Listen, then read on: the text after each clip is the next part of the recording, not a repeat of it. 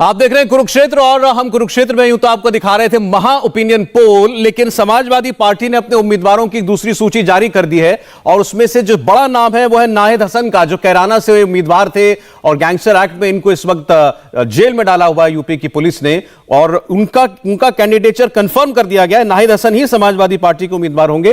कैराना से, धामपुर से Naimul, can't seat से कमाल अख्तर को समाजवादी पार्टी ने टिकट दिया है।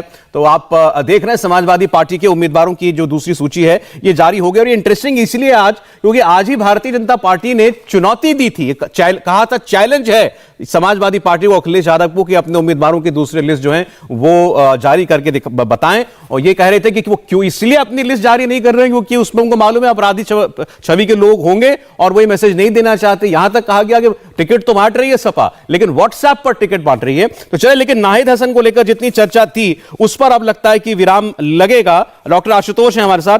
डॉक्टर साहब, ये बताइए कि इसमें इतना वक्त क्यों लगा आपको अपना मन बनाने में?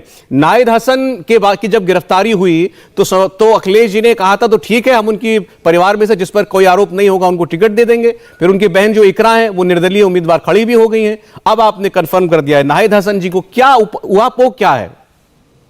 देखिए, पहले तो मैं बताऊंगा कि आप लगातार उन्हीं लोगों को दिखा रहे हैं जिसमें सिर्फ खाली मुस्लिम नाम आप दिखा रहे हैं, एक भी आपने हिंदू नाम नहीं दिखाया। सर, आपकी लिस्ट अभी आई है। मैं उसका आरोप का जवाब ये मैं बता रहा हूं ना क्यों, मैं बता रहा हूं ना क्यों। आप एक ने भी, मैं बता रहा हूं, मैं बता रहा हूं आपको क्यों। लिस्ट आई है, लिस्ट में मुझे नहीं पता कितने मुसलमान हैं और कितने और हैं। लिस्ट आई है, टाइप होता है, वो स्क्रीन पर जाता है, उसमें कुछ समय लगता है ना डॉक्टर साहब। अरे सौरभ जी, प्रॉब्लम यह है कि टाइप सिर्फ एक ही धर्म का होता जा रहा है, दूसरा धर्म दिख ही नहीं रहा है। इस पर आप डिफेंसिव क्यों है? इस पे आप डिफेंसिव क्यों है? डिफेंसिव इसलिए हो क्योंकि मैं इसी बात को सवाल करता हूं कि आप देखिए, आपने पहले फेज से लेके तीसरे फेज तक 6 नाम दिखाए, 6 मैं तो सर आप डिफेंसिव हो सकते हैं, लेकिन मैं तो खुल के कह रहा हूं कि हाँ, मेरा इंटरेस्ट नाहिद हसन में है। एक व्यक्ति जो जेल में हो गैंगस्टर एक्ट में, उसको आपने टिकट दिया तो हमारा इंटरेस्ट है उसमें। आप देखिए, उस पीली पीली स्क्रीन पे निकल के आ रहा है, उसमें एक भी नाम दिखाइए। आपने अमरपाल शर्मा का नहीं दिखाया, पहली बार में आ गया। तो सर नाहिद, अब्दुल्ला आजम, एक बात मुझे बताइए डॉक्टर साहब, मुझे बताइए, अब्दुल्ला आजम इंपॉर्टेंट कैंडिडेट है या नहीं है ना? तो अब्दुल्ला आजम का नाम चलाएंगे। नाहिद हसन चर्चा में, तो नाहिद हसन का नाम भी चलाएंगे। अब ये फिर वही वाली प्रवृत्ति है, ये फिर वही मनोप्रवृत्ति है कि पोल मत करो। अब पहले पोल मत करो, अब जो है नाम मत दिखाओ, क्योंकि सब जो है एक धर्म के।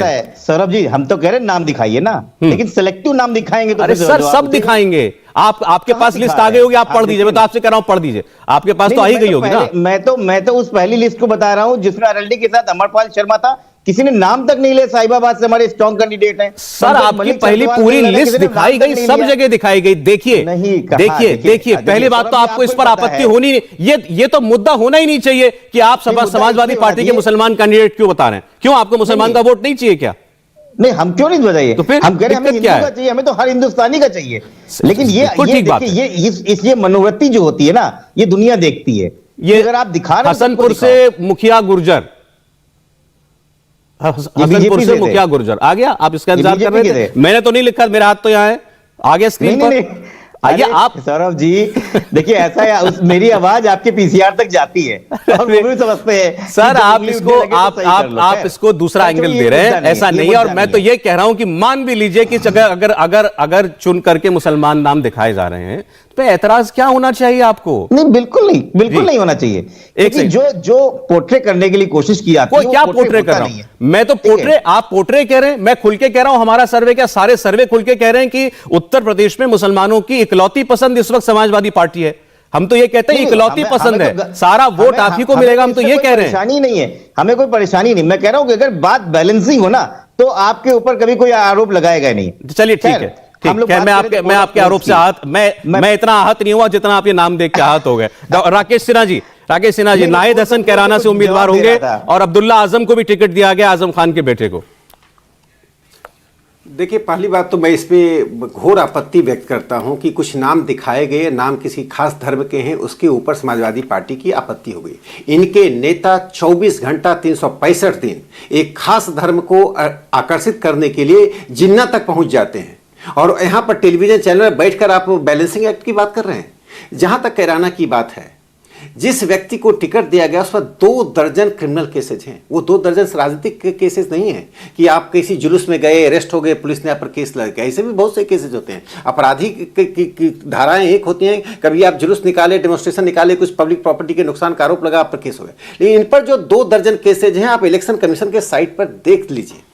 और ऐसे व्यक्ति को पहले समाजवादी पार्टी ने खुद स्वीकार किया कि हम इनको टिकट नहीं देख। पहले तो कोशिश की गई फास्ट ट्रैक कोर्ट से इनको बेल मिल जाए जिससे चुनाव लड़ सके। जब फास्ट कोर्ट ट्रैक ने अस्वीकार कर दिया है, अब क्राइम का मैग्नीट्यूड, क्राइम की इंटेंसिटी देखिए कि फास्ट ट्रैक कोर्ट ऐसे चुनाव के उत्सव के माहौल पर जिसको एक प्रमुख पार्टी अपना उम्मीदवार बना रही है उसे मुक्त करने से मना कर दिया, उनकी बहन को आपने टिकट देना दिया, फिर 24 घंटे में आपका मत बदल गया। समाजवादी पार्टी घोर सांप्रदायिक, घोर हिंसावादी और फासिस्ट पार्टी है।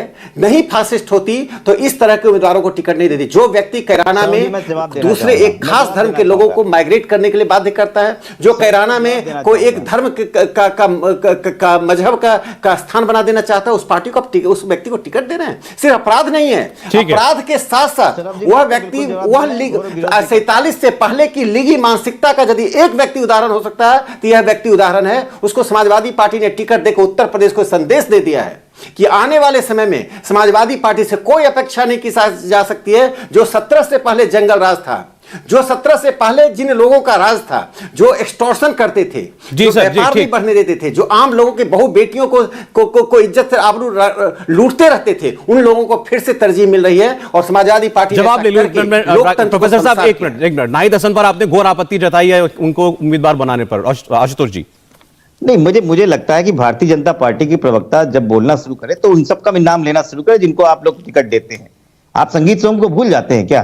क्रिमिनल कॉन्स्पिरेसी का है, दंगा भड़काने का है, मर्डर के रूप से रेप चल रहे हैं, आईपीसी 188, 353, क्या कहना जाना क्या चल रहे हैं। और आपने तो अपने आप केस हटवा लिए। आप सुरेश राणा को भूल गए। 120 भी का क्रिमिनल कॉन्स्पिरेसी केस चल रहा है, 148 चल रहा है, 147 चल रहा है। बीजेपी के 304 एमएलए में 106 दागी सेल्फ घोषित हैं, 35% से ज्यादा।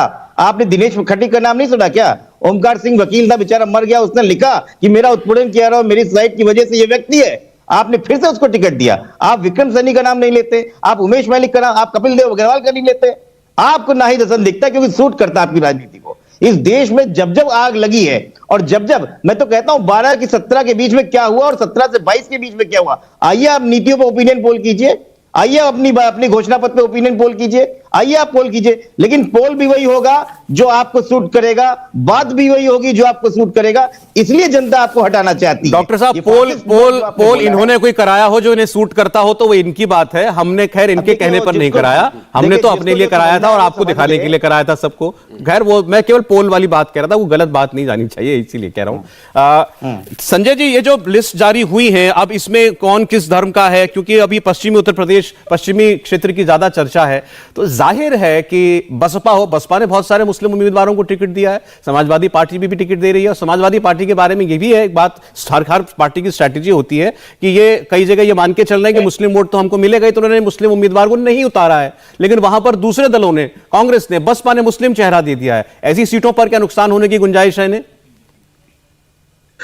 बिल्कुल, अगर समाजवादी पार्टी ने उन सीटों पर जहां मुस्लिम मतदाताओं की संख्या ज्यादा है, ऐसे जगहों पर अगर समाजवादी पार्टी ने मुस्लिम चेहरे को टिकट नहीं दिया और अगर दूसरी पार्टियों ने एक रिलायबल मुस्लिम चेहरे को टिकट दिया है, तो इन जगहों पर मुस्लिम वोट का बंटवारा होने की गुंजाइश पूरी है। वो लोग हो सकता है समाजवादी पार्टी को छोड़ अन्य पार्टियों के लिए वोट करें, लेकिन उसके लिए चेहरा एक तरह से विश्वसनीय होना चाहिए। अगर बीएसपी ने कोई किसी ऐसे व्यक्ति को, किसी मुस्लिम को टिकट दिया, वो अगर पॉपुलर है, लोग अगर उन्हें जानते हैं, एक अच्छे उम्मीदवार हैं, तो ऐसी सूरत में बीएसपी हो, कांग्रेस हो, एआईएमआईएम हो, अगर इन पार्टियों ने किसी मुस्लिम चेहरे को टिकट दिया है तो समाजवादी पार्टी को छोड़ उनके पाले में मुस्लिम वोट जा सकता है इन विधानसभा क्षेत्रों में। इंडिया टीवी हर वक्त हर जगह डाउनलोड करने के लिए सर्च करें India TV news Google play store या ऐप स्टोर पर।